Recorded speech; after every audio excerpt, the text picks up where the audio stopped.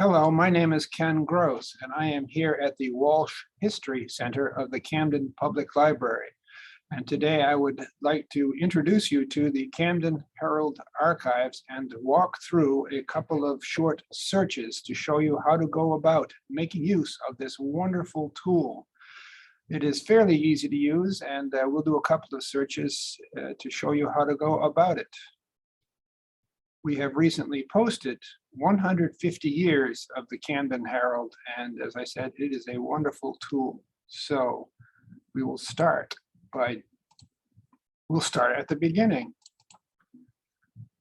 To find your way to the Camden Herald archives, go first to the homepage of the Camden Public Library and hover over the History Center. You'll see that the top choice in the drop-down menu is the one that says Search Camden Herald Archives. If you click on it, you're just now one click away from the archives. You need to click where it says click here to go to the online archives of the Camden Herald archives. When you are here, you have two choices. You can browse by year, or you can enter a search term. Almost everybody has something in mind when they come to the Camden Herald, so that's the route that we will take. I will plug in a search term, and you need to populate these two windows, a search term and a date range. So like most people, what I'm going to type in here for a search term is an ancestor. I'm going to type in Roy Fuller. Roy Fuller was the brother of my grandmother, and I don't know that much about Roy, so I hope to find out a little bit more. If I were to hit the Discover button here, it would search for every single Roy and every single Fuller over the span of 150 years.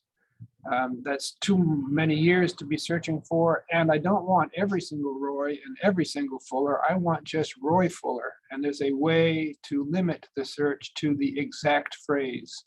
So now, because I've clicked on exact phrase, it will search for Roy Fuller.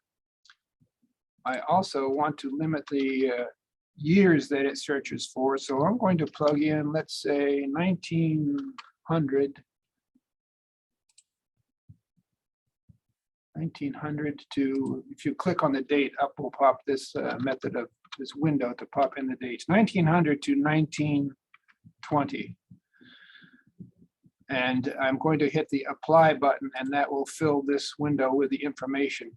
So before I hit the go to it button, I'm going to just double check Roy Fuller, exact phrase, check.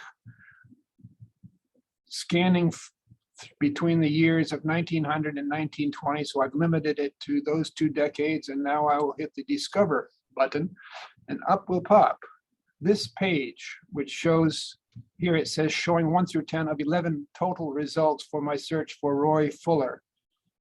Now these paragraphs that pop up are wonderful. They give the context, so you can choose from amongst these paragraphs which page you want to go to. For instance, September 12th, lists Henry Bickford, Roy Fuller, Peter McGrath, Harold Heel, Arthur Herrick, team number 6. So this is sounding like a baseball team.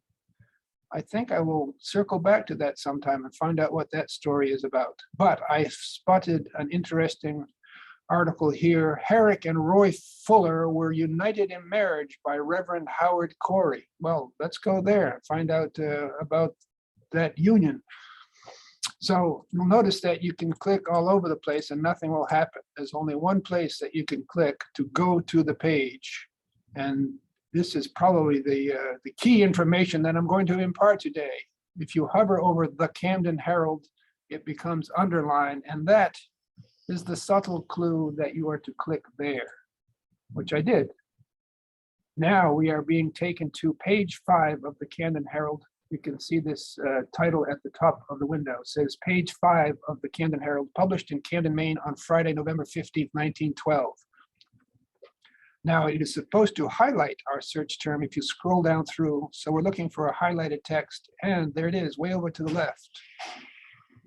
A very pleasant home evening was celebrated last Thursday evening at the home of the bride on Washington Street, where when Miss Tina Herrick and Roy Fuller were united in marriage. Well, that's interesting because I didn't know that we were related to the Herricks. So that's new to me. And scanning down through, I see that, let's see, they went to the Fuller cottage at the lake where they were much surprised and delighted. Well, that's news too. I did not know that there was a Fuller cottage at the lake in 1912. So that's the kind of information that will pop up in a simple search. Now, there's one more step that will help you immensely. You notice that I cannot select the text. We are one click away. We need to download a PDF. And there is a symbol for that right there. That downward pointing arrow is the download button. And I'm going to go ahead and click on that. And it will download a PDF.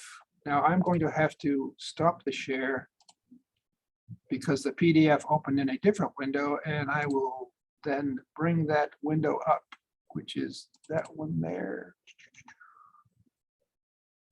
Yes, so now I am looking at the PDF. You can't hardly tell the difference. The PDF looks very much like the screen display when you're on the website for the Camden Herald. But now we can highlight the text that we want and copy and paste it carefully, because you'll see that the OCR has trouble reading across lines. It will often jump across columns. So with a little bit of care, you can pick up just what you want. Now I have highlighted, because I created this PDF, I'm able to highlight the text and copy and paste it, or take a snapshot of it. Anything you want to do with a PDF, you can do with this. I'm going to back out here and do one more.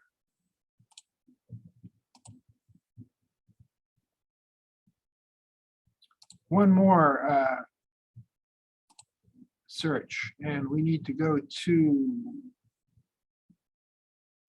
back here again. Now, how do I get back to the beginning of the search? Well, that's what this home button is for. I'm going to click on it and see if it takes us where we want, and indeed it does. So we're back at the home page for the Camden Herald archives, and I am going to leave that other search behind for Roy Fuller and do a different kind of a search. Now, this is not a search for a person, it's a search for an event. I recently saw a photograph which was labeled Camden 1941, and there was a three-masted schooner tied up in the harbor in 1941. Well, that caught my eye because that's an anomaly. There's no reason for a three-masted schooner, which is a cargo schooner, to be in Camden in 1941. This is 20 years too late for the schooner business. So what's going on? How do I find out? I'm going to turn to the Camden Herald and type in schooner, three-masted. I know the year is 1941 because that's what it said on the photograph. So I'm going to type in a bit broader. I'm going to go 1940 through 1941 to see what pops up. So in this case, I'm happy with all of the words because schooner or three or masted, somewhere in there, I'm going to find what I'm looking for. And let's just check the date from 1940 to 1941, and we'll hit the go for it button. And up pops those paragraphs showing the context as we saw before. And this screen is showing numbers 1 through 10 of 64 results for your search. So I'm skimming down through here to see, looking for a three-masted schooner. I'm going to go to the next page and see what we find.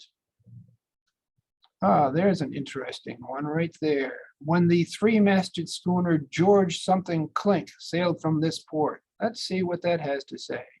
And as before, it depends on where you click. I'm going to have to click where it says the Camden Herald to bring up this display. Now we are looking at page 1 of the Camden Herald from February 6, 1941. And here it is. Did our search terms pop up? Yes, three-masted schooner over here on the left. I can even zoom in here a little bit.